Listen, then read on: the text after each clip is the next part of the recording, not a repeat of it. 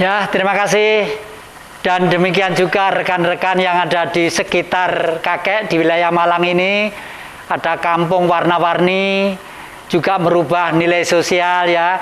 Ada di Bandulan, di Karangbesuki. Tapi alangkah baiknya kalau jerih payah, susah payah, wis keringetan, wis ngetokne duit, tinggi cita-cita.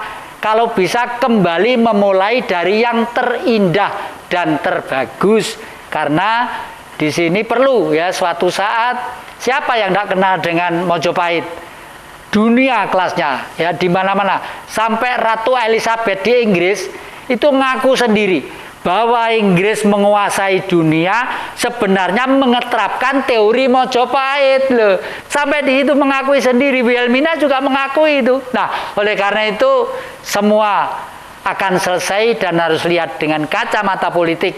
Karena semuanya itu bertujuan untuk poli dan etika pergaulan yang penuh dengan kesopanan dan kesantunan supaya tidak nerak angger-angger kehendak hukum Sang Maha. Untuk ini mesti ahlinya yang akan menguraikan. Nah, Mas Doktor, ini teman salah apa ini ya?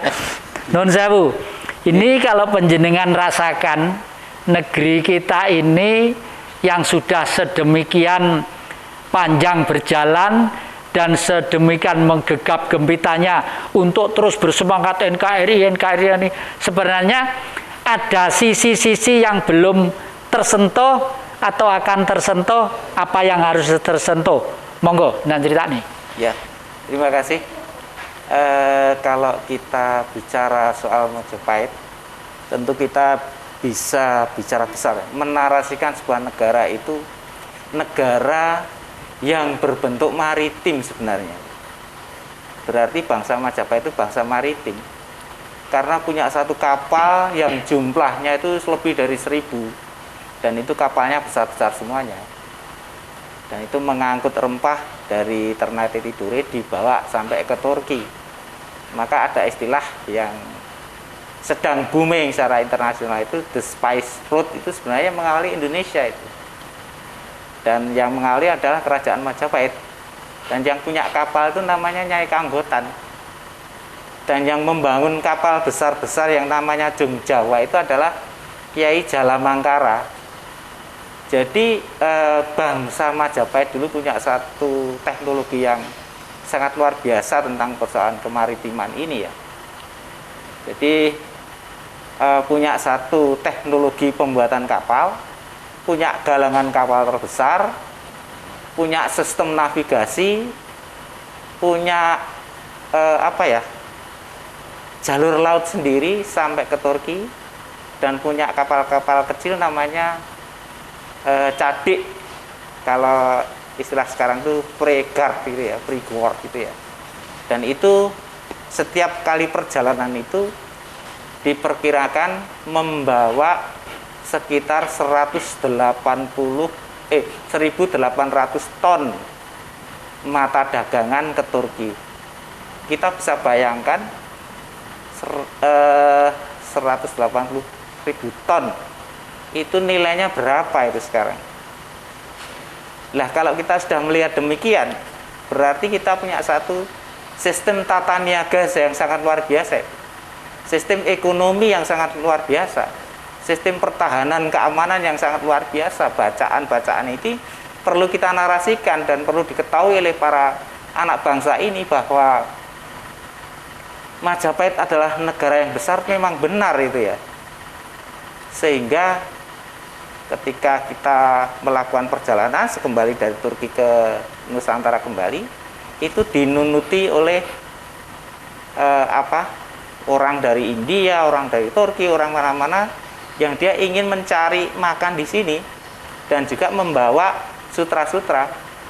Makanya sekembalinya dari sana itu ada yang namanya perjalanan sutra, dan ini diklaim oleh Cina.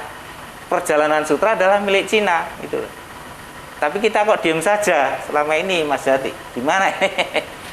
Lah kemudian narasi besar tentang Majapahit itu tidak pernah kita jadikan satu ikon ya.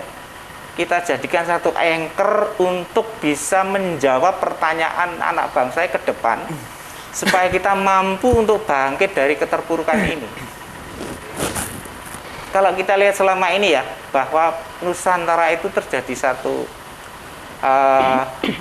semacam reformasi, katakanlah Renaissance lah.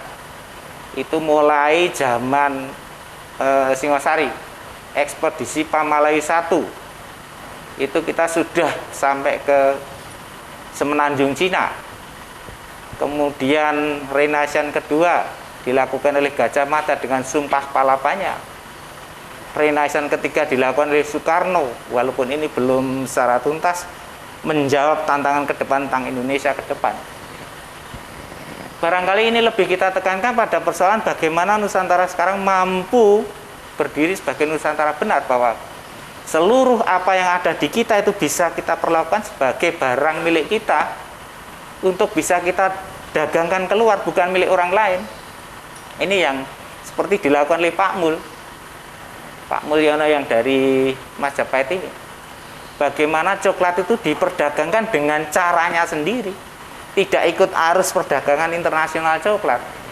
Ini sangat luar biasa sekali ya, walaupun tantangannya sangat luar biasa sekali ya. Artinya bahwa yang kecil melawan yang besar ini diperlukan sebuah keberanian yang luar biasa menurut saya. Itu kalau di dalam cerita Eropa seperti David melawan Goliat ya Mas ya. Tapi ini menang gitu loh.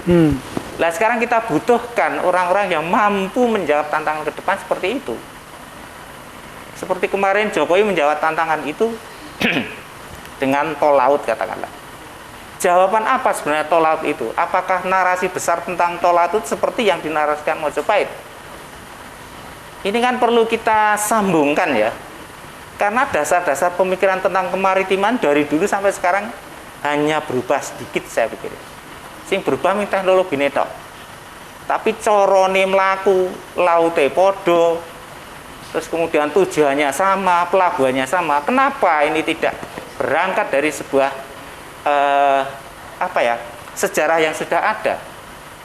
Ini perlu sebuah pembebas diri supaya kita tidak terbelenggu oleh dasar-dasar pemikiran yang dari luar. Dan ini sangat-sangat menjajah kita ya. Itu bisa tampak sekali ketika kita melihat saudara-saudara kita anak bangsa yang bergaya Arab itu sangat Arab sekali, melebihi orang Arab. Yang bergaya Barat sangat kebarat-baratan, melebihi orang Barat. Lebih-lebih lagi yang bergaya Cina itu melebihi orang-orang Cina.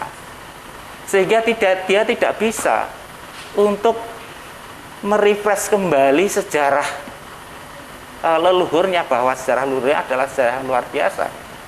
Seperti tadi yang dikatakan oleh Mas Jatikusumo bahwa Ratu Elizabeth pernah belajar tentang persoalan bernegara tentang kita, itu memang benar ya. Bahwa Majapahit itu menjadi nation state pertama di dunia itu ya. Negara bangsa. Artinya negara bangsa dan negara terdiri dari bangsa-bangsa. Dan ini sangat berhasil menjadi sebuah negara.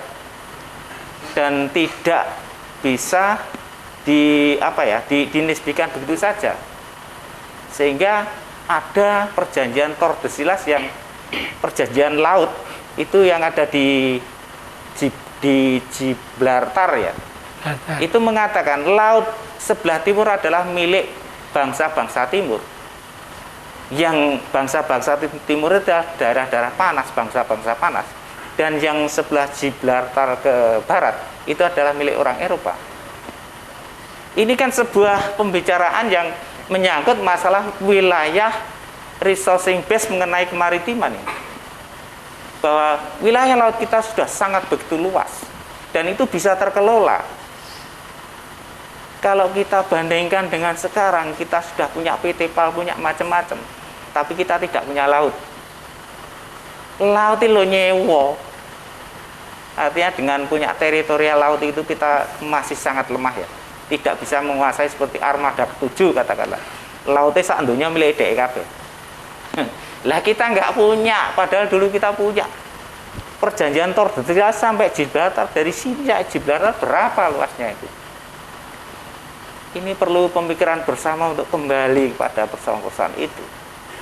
Karena Nusantara itu dibangun daripada pembicaraan orang-orang laut bahwa pulau-pulau yang saling berhadapan adalah milik kita semua. Dan adapun kedatuan yang ada di dalamnya dan kedatuan di dalamnya, biarlah memerintah atas dasar fitrahnya itu untuk membangun kesejahteraan bersama mereka. Jadi tidak ada